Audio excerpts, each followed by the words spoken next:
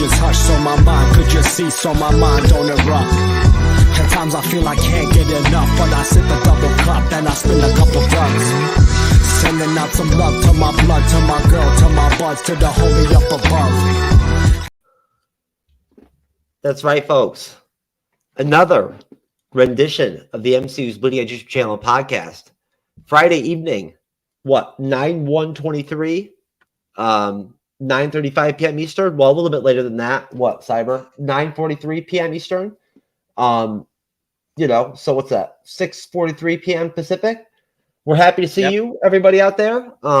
Here at the MCU'S Bleeding Edge, we're waiting for Andre's a pop culture guy, but me and Cyberneticshark are here to tackle Saving Private Ryan. Our first ever war review, I believe. Right, Cyber? Correct. Yep, never done a war review before.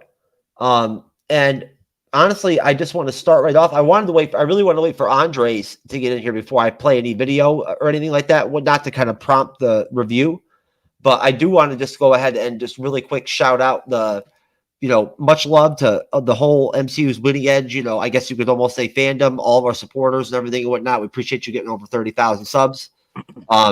It's a good spot to be in. Next spot probably would be 40,000, I would imagine.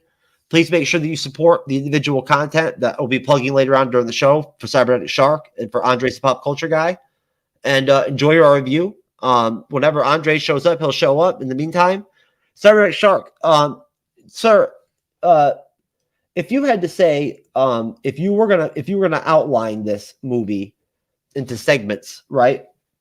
How would you, if you had to take a minute and think about it, how would you, when you watched it, did you imagine in your head, how would I break this down segmentally? How you would do it? Myself personally? Yes. I would segment it into 3 sections myself. The first section would be kind of the intro, like that first, the war on the beach. And then the second part would be getting to Private Ryan. And then the last section would be the that last battle that they fought over in France before getting Private Ryan back. Okay, so 4 segments. Okay. Yeah. Okay. Andres, the question was, if you had to, if you were trying to outline the how you would lay out an outline for this film, how would you break it down?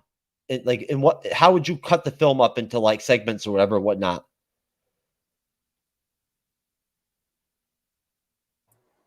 Three. I think there's three segments of the film. I mean, you got the beginning one, the setup, where, the government discovers that, Ryan is the last of the 4 brothers and they want to bring him back, and then get that. And then the second part is pretty much Tom Hanks and his, unit, Sergeant Miller, just going through one town to another, trying to find, Private Ryan. And then the third section, the final one, the third act, if you want to call it, is they found Ryan. But, Ryan is, a soldier. He doesn't want to leave his brothers, his unit. And so we got this huge, big climax, which is them trying to defend this bridge. And, just like a war movie. And so, yeah. So that's how I said Private Ryan. Well, thank you for adding that exposition, Andres. I appreciate it. I've got a little echo going on. Let me check and see if that's on my end. It's you. Might be. Is it? The echo cancellation's on. I'm fine. I mean, Cyber, you hear it? Yeah, I heard the echoing. Andres, drop on, drop back off real quick, will you? Or hold on. Is it still there? No, it's gone. Yeah, drop on and drop back off. So, Cyber, I agree with you the way that you laid that out. I think that the only thing is that, like, for me, I feel like it's important. Do you basically then think that, like, the introduction scene when you see the Matt Damon character older, do you feel like the scene with his family and everything and whatnot, is that its own intro? Or is that a part of the intro that leads into the storming of Normandy Beach? That's a part of the intro leading into the storming of Normandy Beach. Okay. So then the first question would be, Andres, you can go ahead, demute yourself, man. Let's see if the echo's still there or not. It's okay.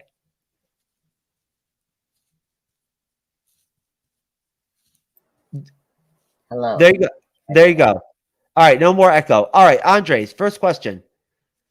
When was the first time you saw Saving Private Ryan until you saw it today or yesterday?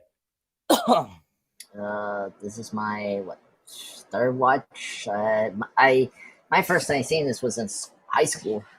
When either had like a history class or social studies. That's where I found the Saving Private Ryan in my class, and yeah, it was a. I mean, I love Steven Spielberg. I think this is his top film, and first off, we'll discuss this, but this movie is just like jam packed with great actors. Like, I totally forgot today that Ted Danson was in this film. I was like, oh wait, Ted Danson's in this movie. It was hilarious. Like, I remember Bryan Cranston was in the film. Like the second time, I was like, oh yeah, that is Bryan Cranston. the the dentist turned Jew in Seinfeld / Walter White is in this movie, and yeah, then Paul Giamatti was in this movie, which is crazy. Vin Diesel. So yeah, I saw this twice in my school, and each like it still hasn't lost its touch. I mean, it's still a great film. I mean, the opening is amazing still. Like the raw direction of Steven's direction is really great. I'm so happy he won the best director for this movie because What was the emotion that you felt when you initially saw, even now watching it just now, the seeing the Damon character older, like bending down in front of like the cross of at the memorial. yeah. I guess the third time, okay, like first time I did not know that was Matt Damon's character at first, so you didn't know the emotion. But this third time around, actually knew, and so I understood that. Oh my God, he's coming to this grave because like these people saved his life, and so it's very emotional. I mean, because so many people die during this war, and then for the contents of this film is like kind of sad that like sad but heroic that they just sacrificed their lives to save this one person. So yeah, it was a very emotional uh opening. I mean, if you don't know the stories, and if you have like a family member that's a part of the World War II stuff, it's tough to hear those stories. Cyberneticshark, sir. You remember watching this the first time? So the first time I watched it, it was well after it had come out. Probably, I would say at least, let's see, so this came out in 98. I probably saw it around 2005, 2006. And it was on DVD or Blu-ray, either one of those. I rented it or something. And I just remember being blown away about it. I remember when it came out in 98, and I remember going, oh, I really want to see that. That looks really epic. It looks really good.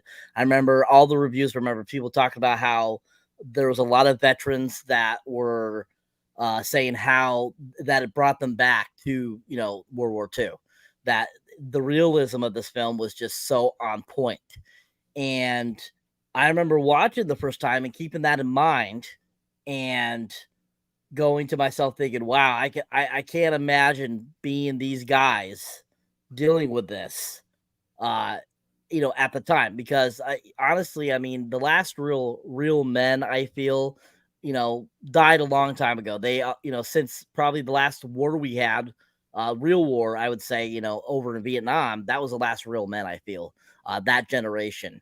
And, so, I mean, I can only imagine being an 18-year-old kid, 16-year-old kid, 17-year-old kid having to do that, and deal with that. I mean, those are real men. So I going into that, that's what I was thinking when I was watching, and I was so impressed with how great to detail this film was, and how it really brought an essence of what war is like, and what those men dealt with. And so I had that always picture in my mind, and I was blown away by the movie. I was just so impressed with it. I mean, I'm impressed that in your high school or middle school there, Andres, that they showed it in history class. That's pretty impressive. That makes me very happy that they were showing something that actually was smart and intelligent. But good luck having that happen now. What, are you fucking kidding me? It ain't gonna happen now. Nope. No. Yeah, my my memory is a little blurry. It was either history or social studies, but the teacher, what she did was really great. Was to use the movies to like connect to the topic that we were discussing in the class, so it made a lot of sense. Well, I told you about my class. I had the music class where we were watching "Don't Be a Menace" in South Central, drinking the juice or whatever the fuck it was called, like in class, right? Yes, that's true. By the way, this is how I saw No Country for Old Men in my English class, and that was great. But yeah, it's true. My final year of high school, my English teacher like showed a couple movies. I mean, he actually showed us No Country for Old Men for What the my fuck? final year. Yeah, and that was really great. But it was not great to see Forrest Gump in my English class. So I was like, ugh, oh my god. Anyway. That varies. That is 27 degrees fucking north of what the fuck we were talking about, Andres. So I know. just to be clear, Yeah. I just got you. Yeah. I just got you with the clock, bitch. I mean, honestly, that is far from what they showed when I was in school, because I mean, when I was in middle school, we saw like classics like Shane in history class. We saw Gettysburg and stuff like that. So that's the first time I actually saw the film Andersonville, which was a really great miniseries that they did on TNT back in the early 90s or mid 90s, I should say, about a basically like a concentration camp almost back in Civil War times, that a bunch of the unfortunate our side had to deal with, which was a very interesting topic that they really never hear about. So I thought it was a really good miniseries. But yeah, I mean, No Country for Old Men. That's just funny to hear that's what that professor or that We used to whenever the NCAA tournament would come around, we would always watch that. Like there was always certain teachers that like you knew that they would always have the game, the SU game, the Syracuse game. Like because I used to follow the Syracuse, basketball team back in the day. So you could go, you knew you could skip class, you could go and hang out with them and whatnot and everything. And there'd be other students and shit and whatnot. And we would sit and watch on like a shitty old TV back in the day. And we would watch the fucking Syracuse game back in the day when they had like John Wallace and fucking Lawrence Moten and shit like that. They had a good ass team, man, back in the day. Either way, but bottom line. So back on track here. So Cyber, I think what you're talking about is kind of like how similar to like other films like Gladiator, like Braveheart.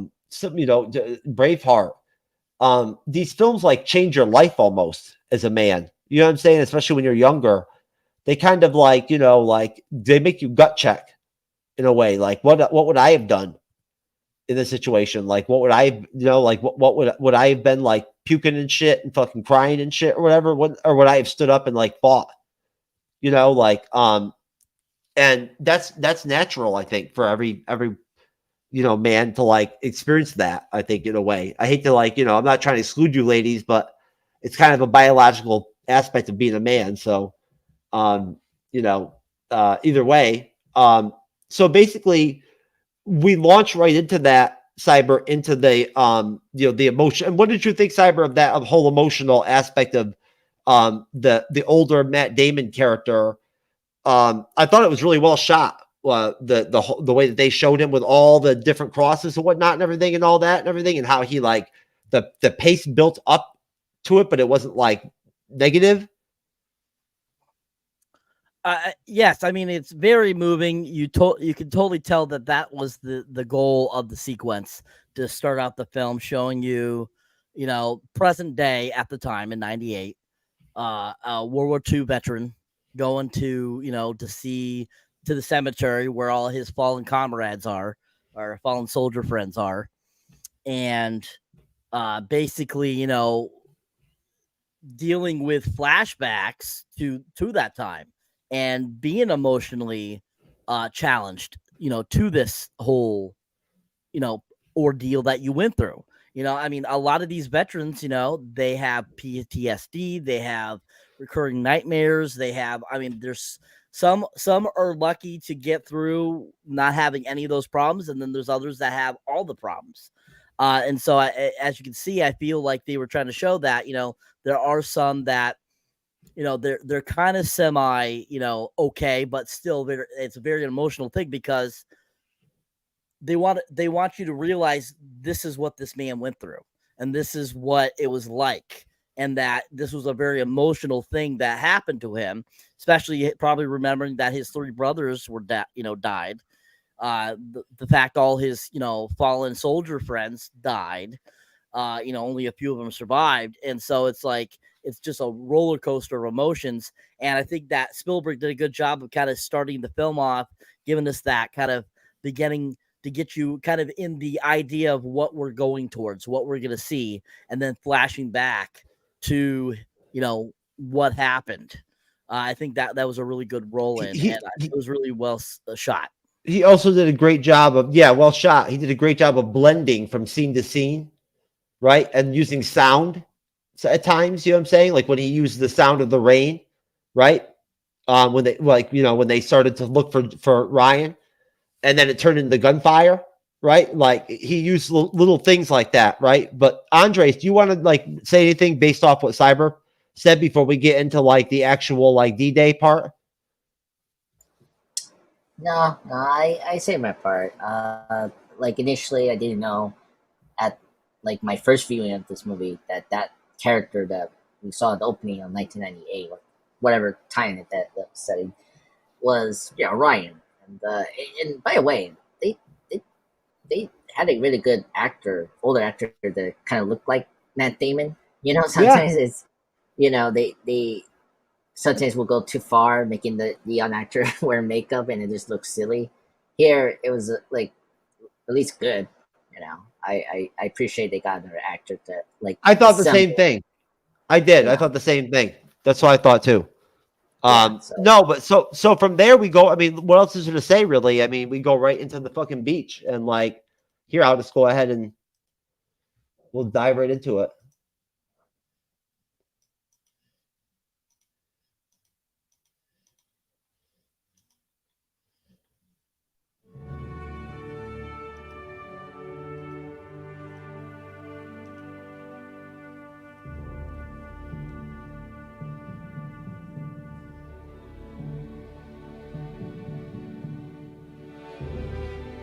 Oh, this isn't the one I wanted.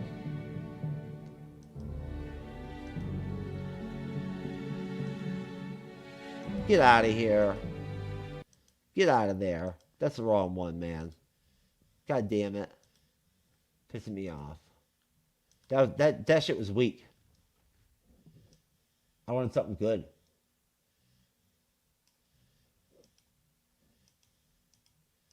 It's playing some Braveheart shit now.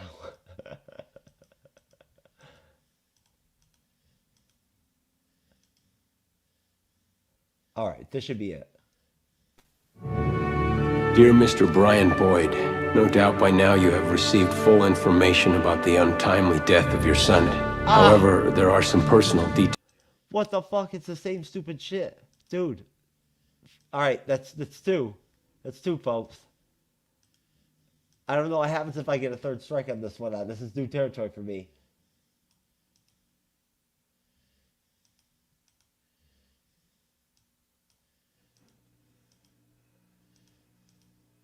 Okay, I think I got this one.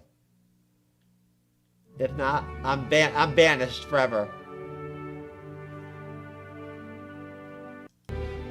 It is too, you motherfucker. That's it. Folks, I've been banished from the video file sharing capability, Cyber. I'm gonna have to pass over the reins to you for now. I can find the clip for I've the got opening it. scene. I've got it. You could, if you want to find the clip, go ahead for the opening scene. I wanted Okay. the trailer. I thought I had it, but that wasn't the Oh, the trailer I wanted. trailer. Yeah. That is the trailer. No, that's okay. I got it.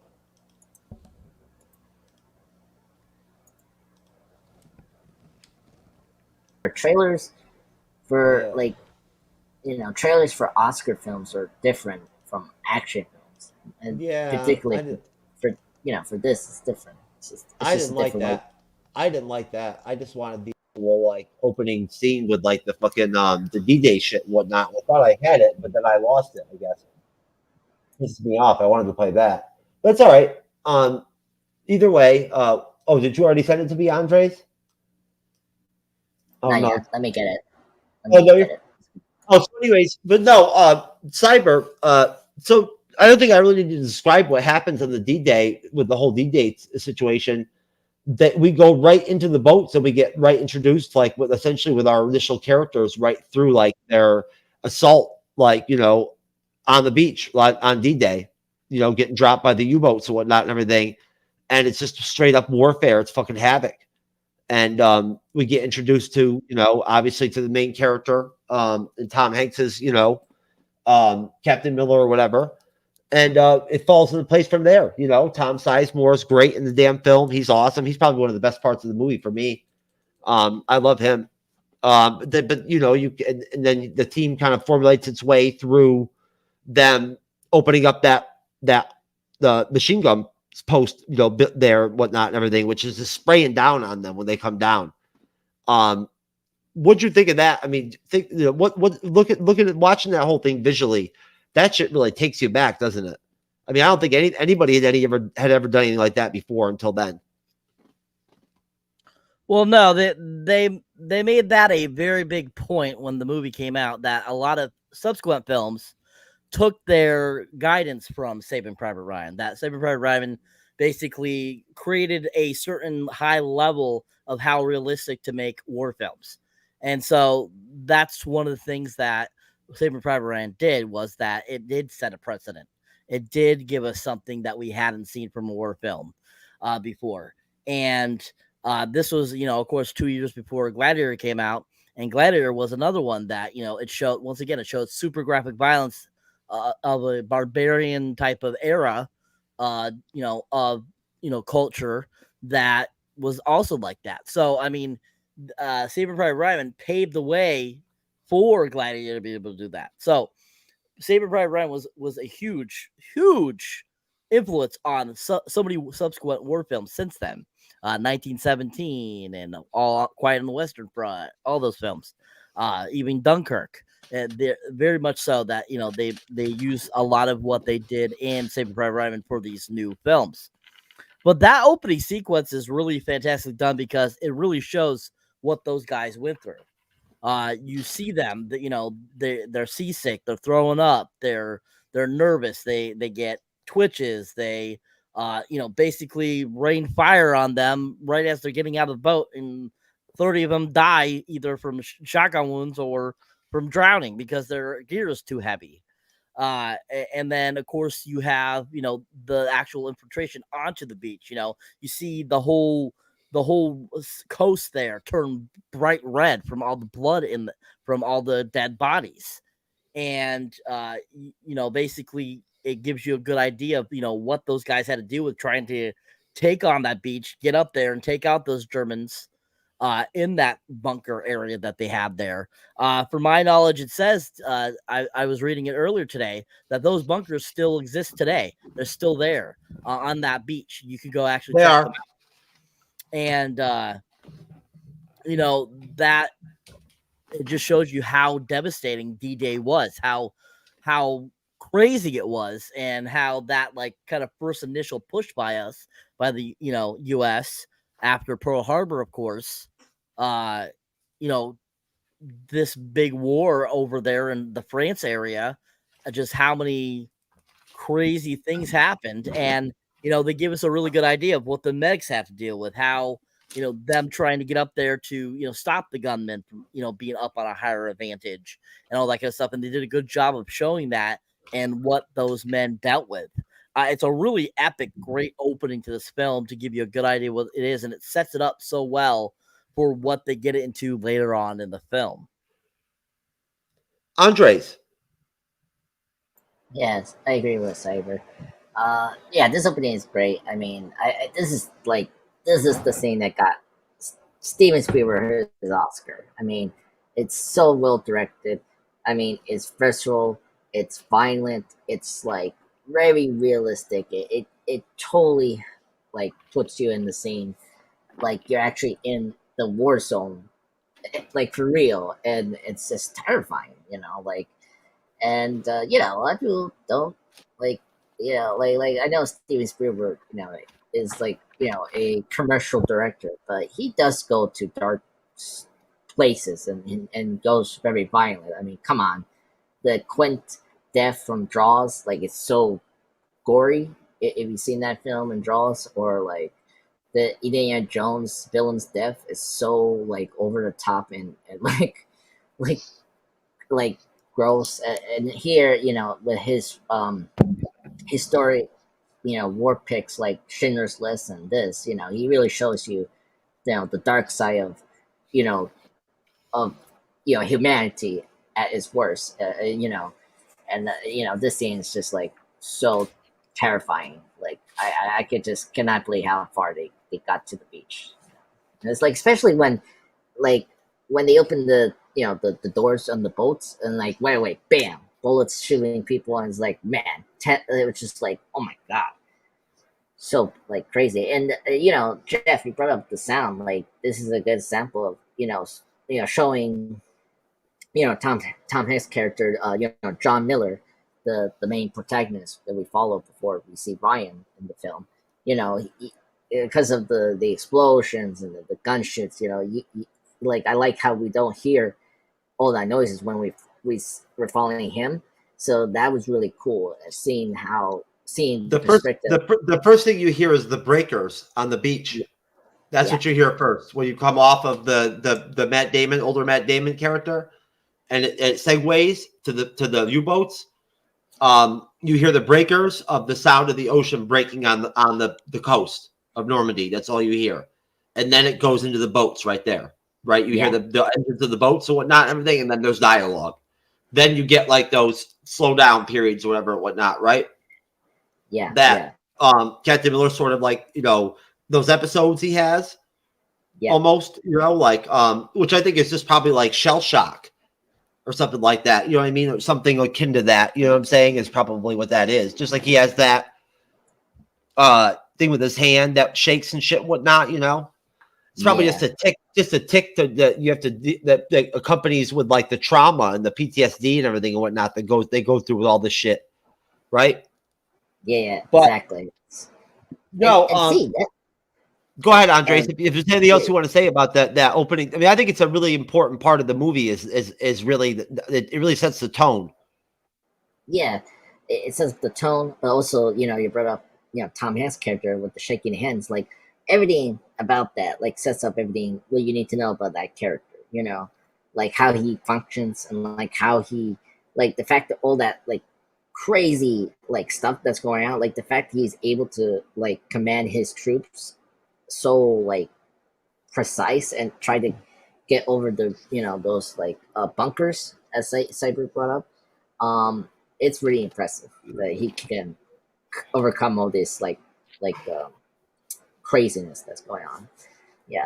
Overall love this opening scene. I mean, it's still great. I'm very happy that we watched it today because it's such a good, like one of the best openings of any film. That's why they had him in the position that he was in, because they knew that he was capable and trained to be able to come on that beach and be able to assemble a unit in a war zone situation like that and handle his business, right? Like it's simple as that. I mean, I don't think there really is anything else. But that's basically the gist of it, I think. Hold on, let me see if I can pull up this video that you sent me real quick. Yeah, I send you the D-Day opening. It's just like 9 minutes. But anyway,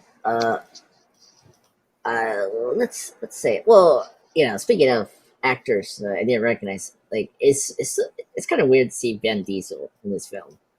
Like, as a soldier, I think this is his best acting since Iron Giant. That also came out the same year as Saving Private Ryan. All right, I'm gonna pull that right there because I don't want to deal with the YouTube gods, but that pretty much, I mean, you know, shows you, what we talked about here as far as Omaha Beach. That's some serious shit, man. That's all I can say. Is like for real. When they take that pillbox and shit and everything and whatnot, it's awesome. I love it. It really is. Like the way they use the bangle ears and everything and whatnot and all that, and then like they use Jackson and the way that Miller like strategically takes on the hill, whatnot, and everything, and then they torch it, and he's like, just do it, and he fucking blasts them, and that's our thumbnail is them fucking Nazis getting fucking burnt, and the dudes are like, don't shoot them, let them burn, and you can hear them sizzling, like their bodies like cooking. That's just hardcore, man.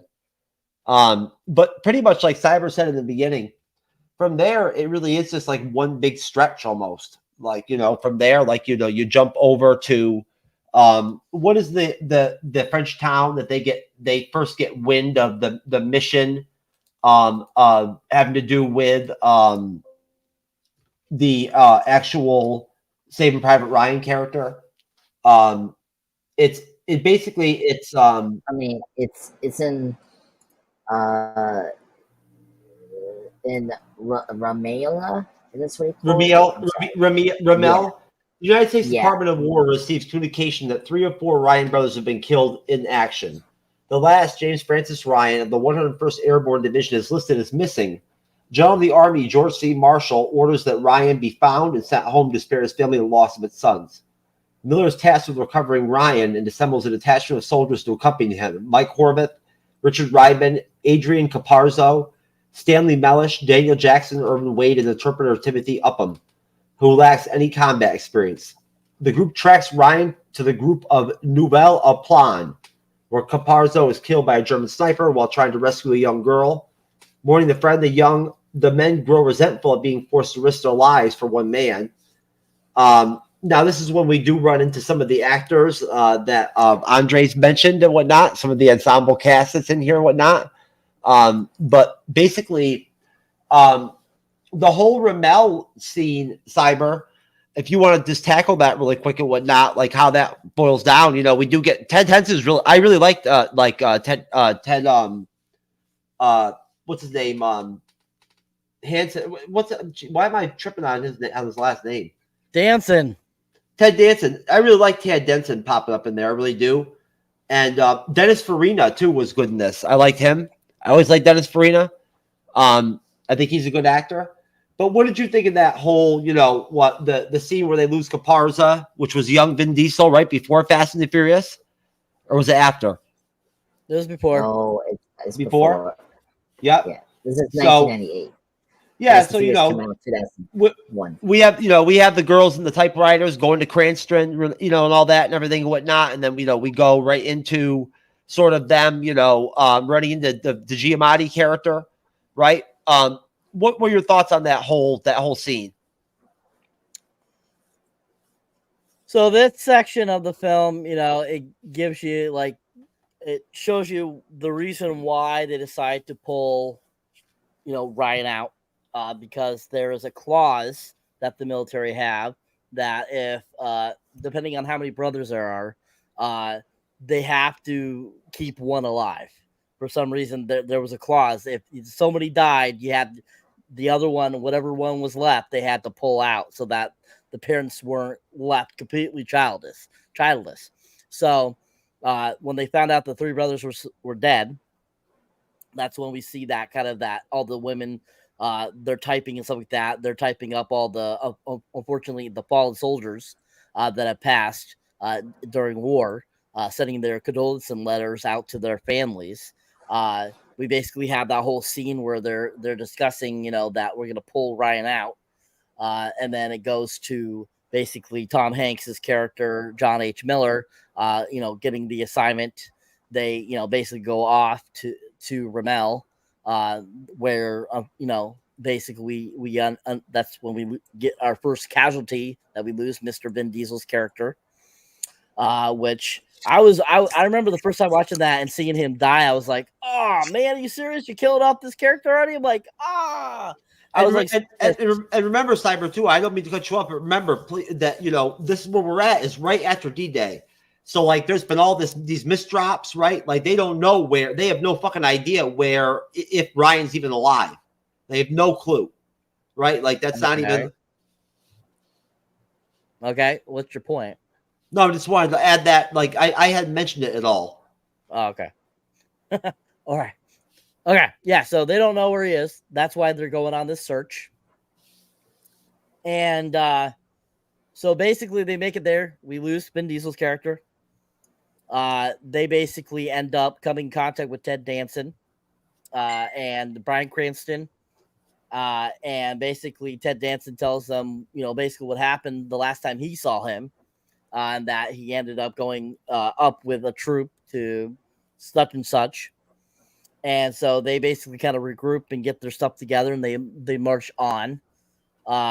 Basically, they end up getting to a certain area where that's when Nathan Fillion pops up, and his name happens to also be James Ryan, but not James Francis Ryan, James something else. It was James like Frank Ryan or something like that. And so they end up telling him, "Oh, your brothers are dead," and he starts like getting emotional and stuff like that. He's like, "What?" He's like, "How did it happen?" And he's like, "They were killed in action." And then he's like, "In action?" He's like, "They're still in primary school." And he's like, "Your name is John Ryan, right?" He's like, "James Ryan." He's like, "Yeah, James, James, blah blah blah, Ryan." It's like, not John Francis Ryan or whatever. He's like, "No, not." And he's like, "Oh," it's like, "Oh, we're sorry, we got the wrong guy." It's like, "So my brothers are alive?" And you're just kind of like, wow, how many times did this happen? It really in the army. So I mean, this was nice. I thought a really great scene to show that how miscommunication or finding somebody could be, because I'm sure there's a lot of people out there that had very similar names. So I mean, I'm sure this isn't the first occurrence that happened. So I really appreciate that they brought that in to give you kind of a realism of how things can get screwed up. So basically after that, that's when they pop into Paul Giamatti by that point.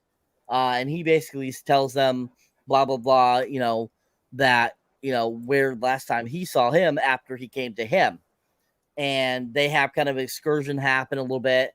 And basically that's when they end up, making their way to the city where Ryan is.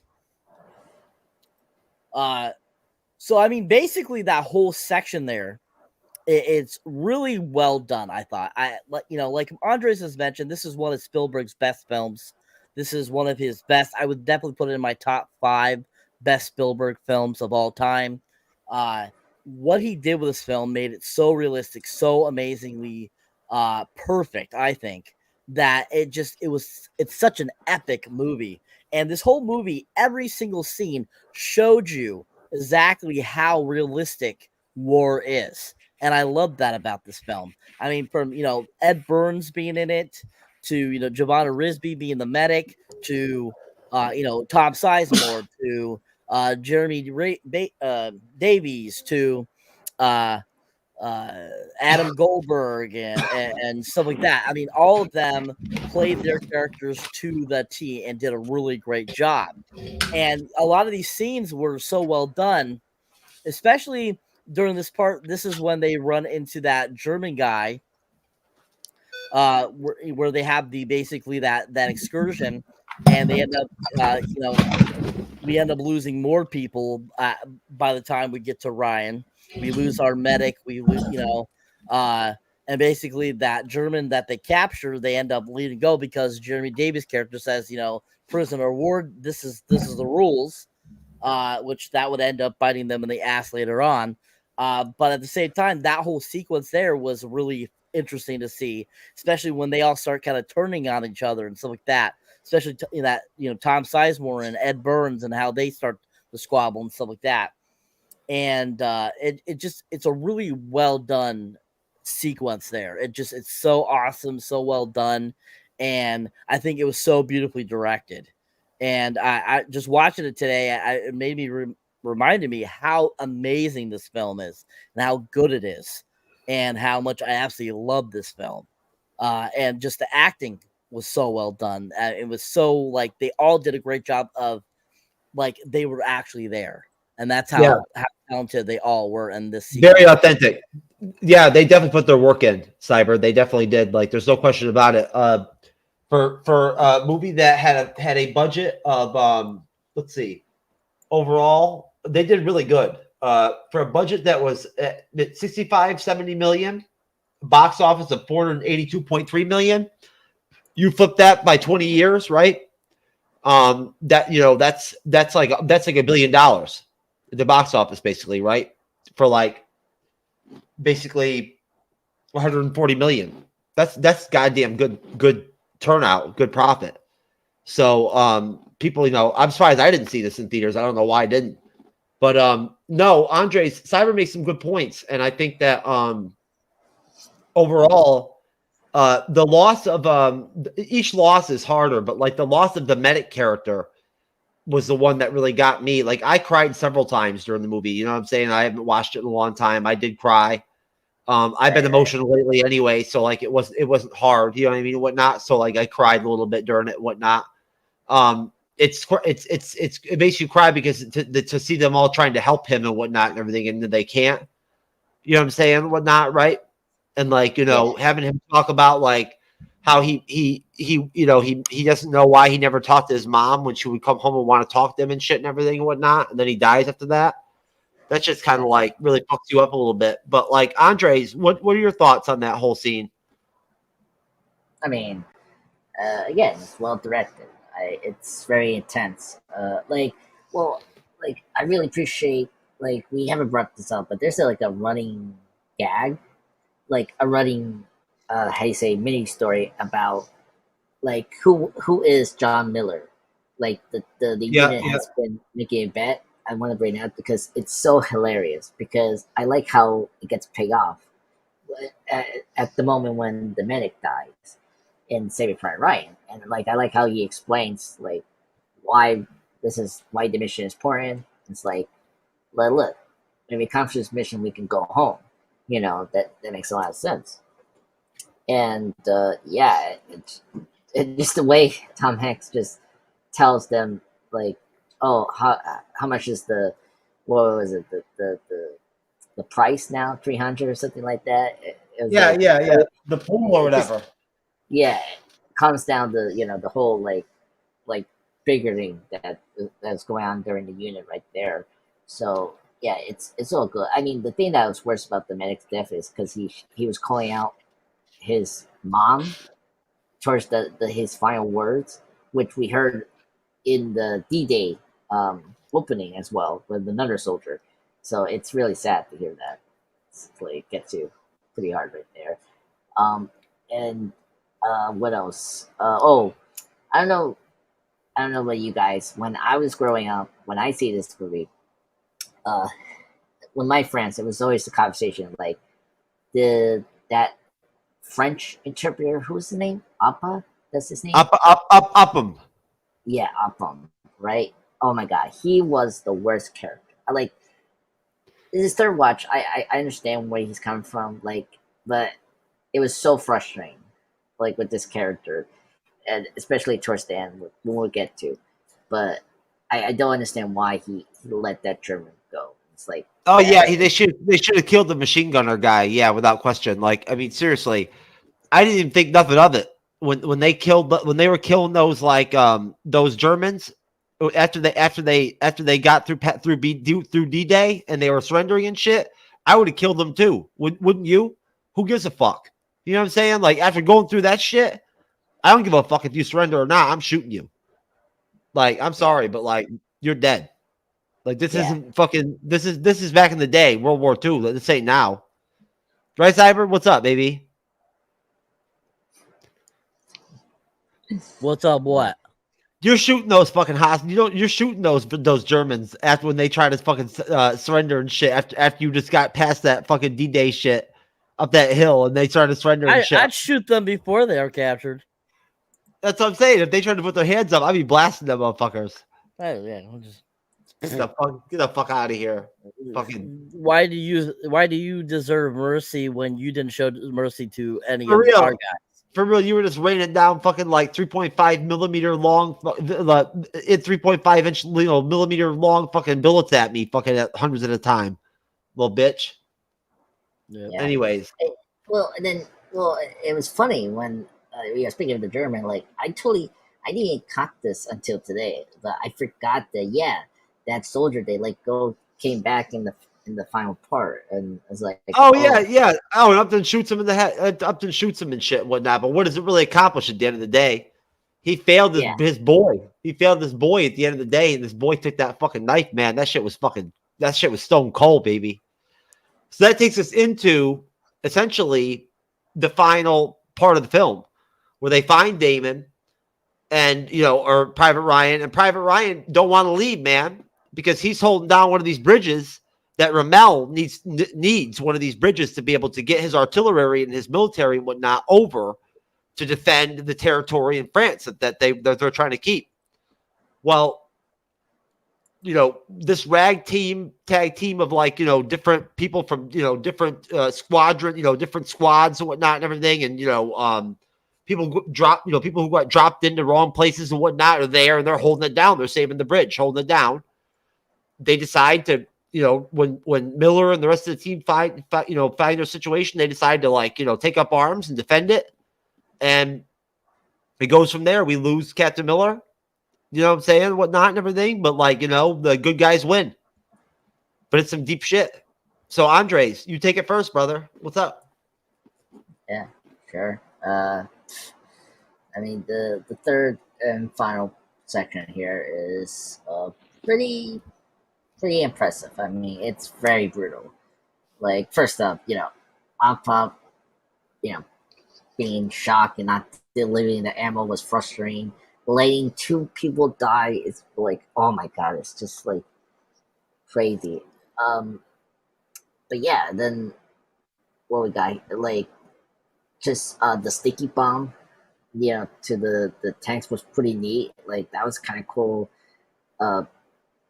Strategy from the Miller character, and so that was really cool to see that. And then, but it's like it's just so it's almost like Star Wars a little bit. Like the Germans were coming in like from left to right, and it was like, oh my god, how they get out of this? And seeing all the characters you like get killed, like the character Mark or Mark, right? I'm just trying to figure out his character's name. You're thinking of Mike. Mike, yeah.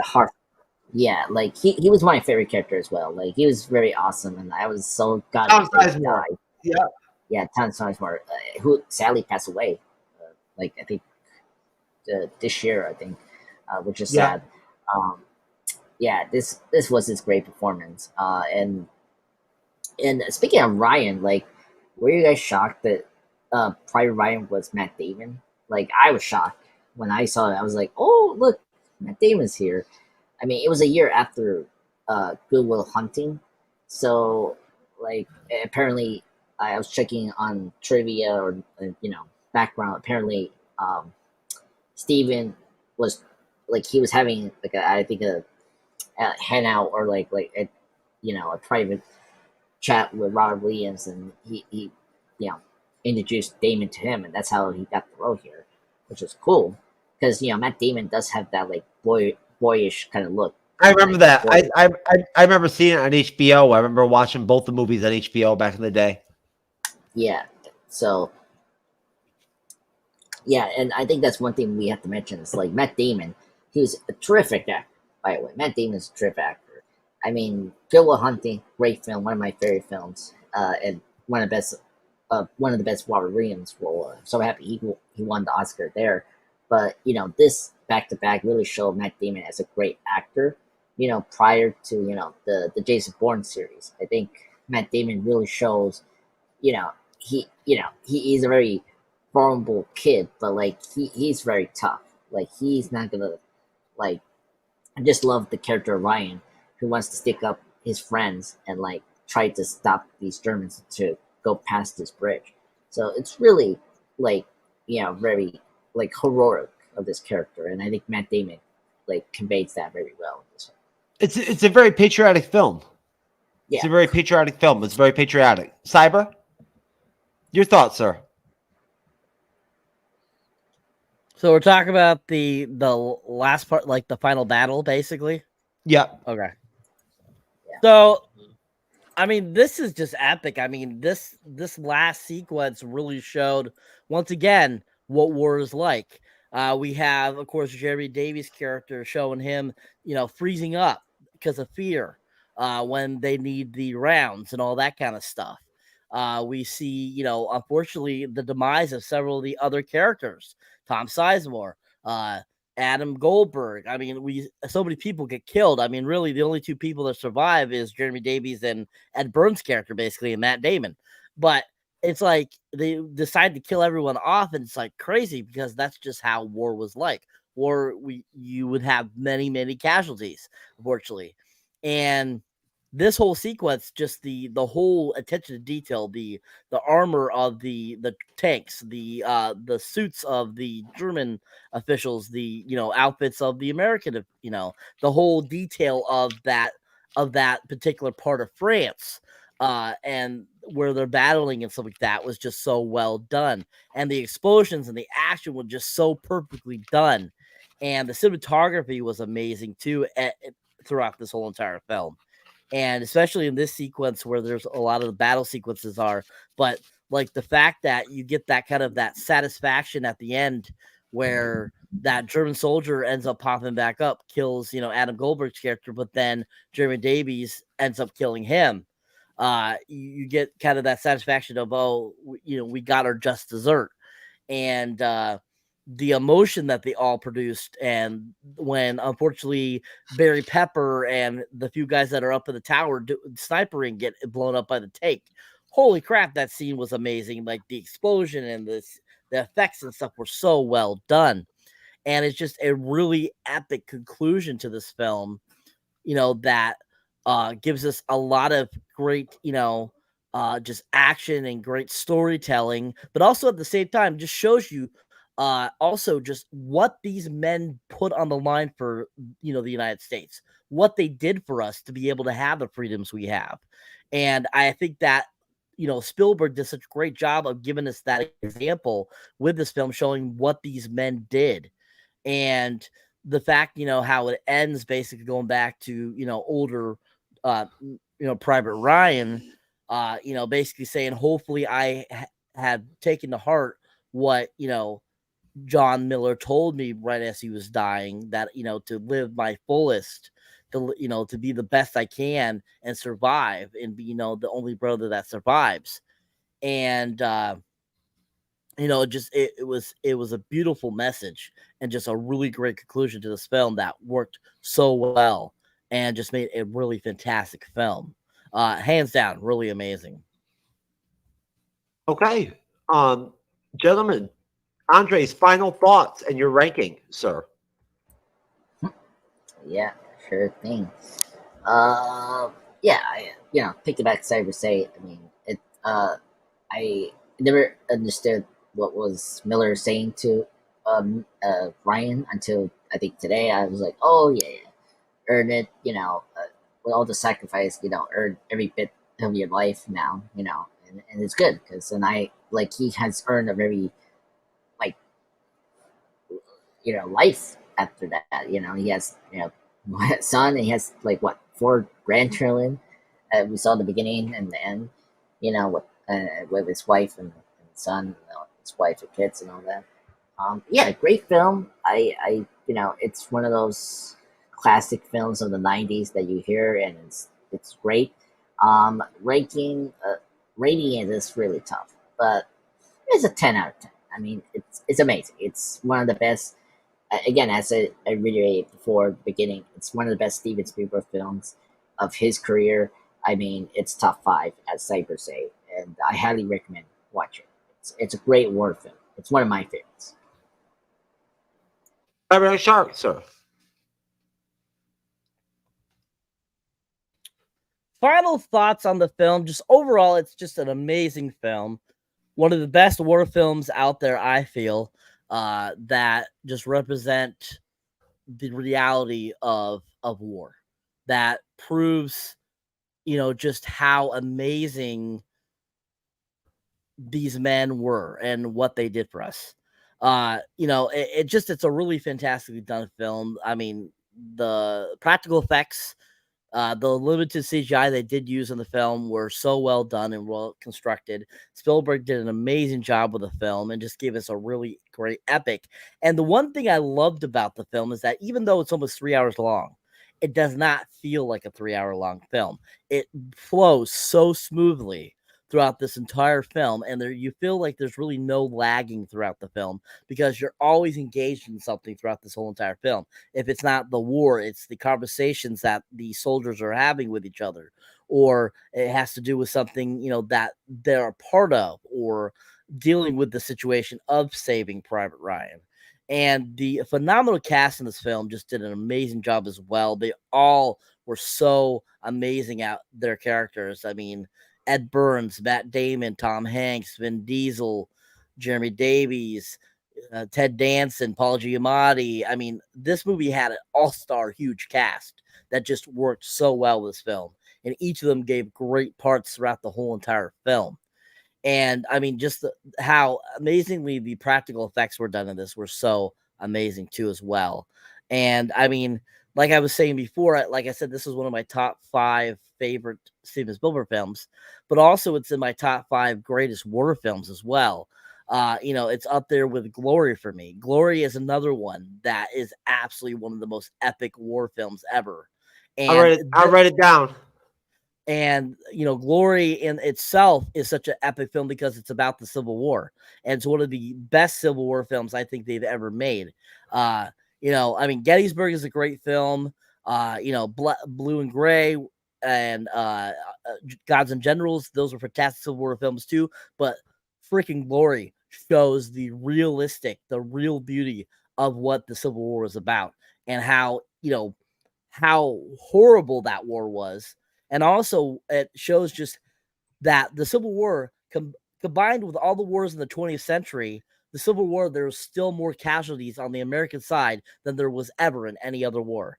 That's just how brutal the Civil War was. And that's what Glory proves, too, with that. So, I mean, you have these amazing epic war films. They make a lot of them over the years, but none of them are as good as I feel, certain ones. And Saving Private Ryan is one of those ones that can't be topped. It is just an amazing film. And even now that, it's from 1998, it's now almost 25 years old, or is 25 years old.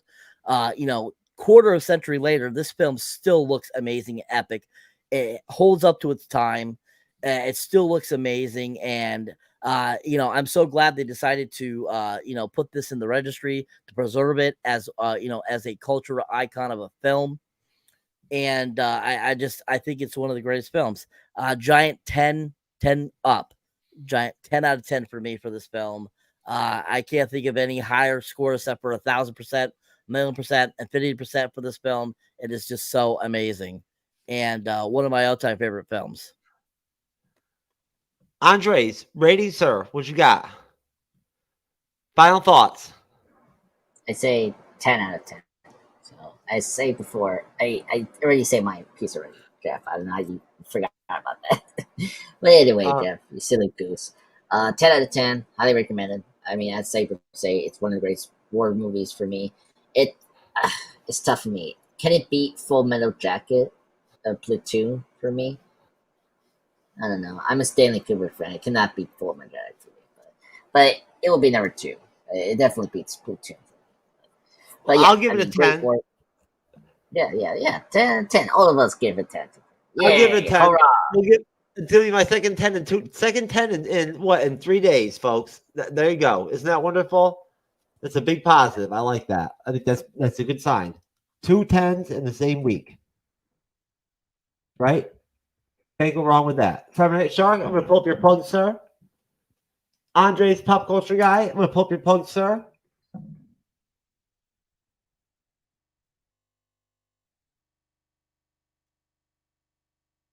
Holy crap. That was fast. That's right. How about that?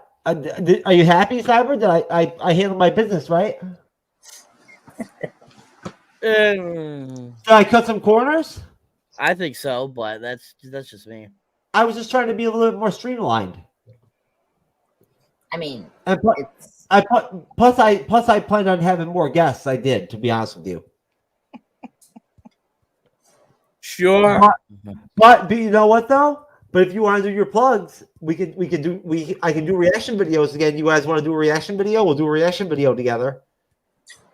Who the hell wants to do that? Oh, don't even worry about that. yeah. No, thank you. I'm done with Anyways, folks, if you enjoy me here on the Bleeding Edge, definitely go check out my solo content here under Cyberneticshark on YouTube. Pretty much you can find me on pretty much any platform. Currently at 692. My most recent video, as you can see, is The Exorcist Believer trailer reaction. So definitely go check that out. Great little trailer. Can't wait to see that. Like I said earlier today, I went and saw Gran Turismo and Equalizer 3, which were both amazingly fantastic films. Can't wait to review those. I hope you enjoy it. Of course, I can see there. Saving Private Ryan's up there. Watched it earlier this morning before I went and saw the other movies. And yeah, just keep on rocking. Keep on subscribing. Let's get us to that magic 1,000. Me and Mr. Andreas. And thank you for all those that have recently joined. You guys are rocking it. Appreciate you, folks. Andre's the pop culture guy. Let's see if I got your shit. See if I got you. Let's see if I got you, baby. I'm sorry, I didn't mean it like that, man. Oh, 798, 2 away from 800. Yeah. Thank you. Anyway, thank you everyone from the MCU Bleeding Edge community. Thank you so much for the support and love, and thank you so much. I am very sincere. Thank you so much. Hit that subscribe button and like that like button. So right now I'm working on projects right now. I'm currently finishing up my top 10 favorite Iron Man stories, and tomorrow I will probably do a Saving Private Ryan movie tribute. Because I saw the film, I love it. I think it'd be good to make a movie tribute for that film. It's one of the greats. But yeah, that's where I'm at now. So yeah, but thank you so much for the huge number, 798 subscribers. Let's keep it up, and same thing with Cyber as well. So yeah, let's do it.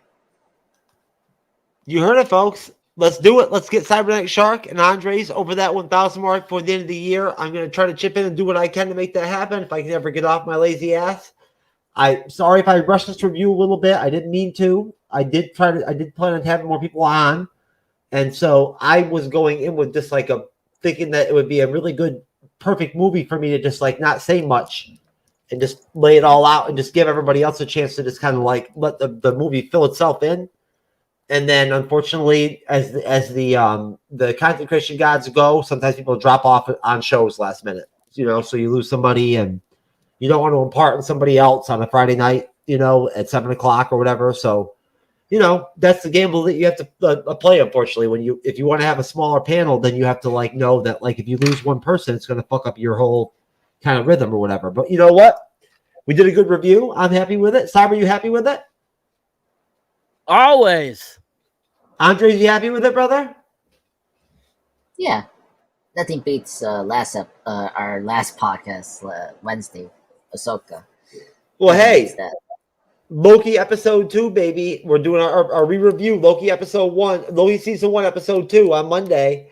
Daryl Dixon episode 1 next week. We're gonna be double teaming it, Cyber. Me and Andres are gonna be re-reviewing Loki season 1 at the same time we're doing the Daryl Dixon series reviews. And we'll be doing Ahsoka, and then we'll also be doing Loki season 2 towards right there at the end. That'll be interesting. Can't wait. October 6th. Yeah, It'll be like this. He dedicates 8 hours a day role-playing as a toddler. I'm in baby mode on and off all day. And Jess's daddy is caring for her. I'm 20, but not really because I'm 5. Adopted mommy and daddy who are totally comfortable with me being a little girl. I identify as an 8-year-old girl called Denise. Therefore, I am an 8-year-old.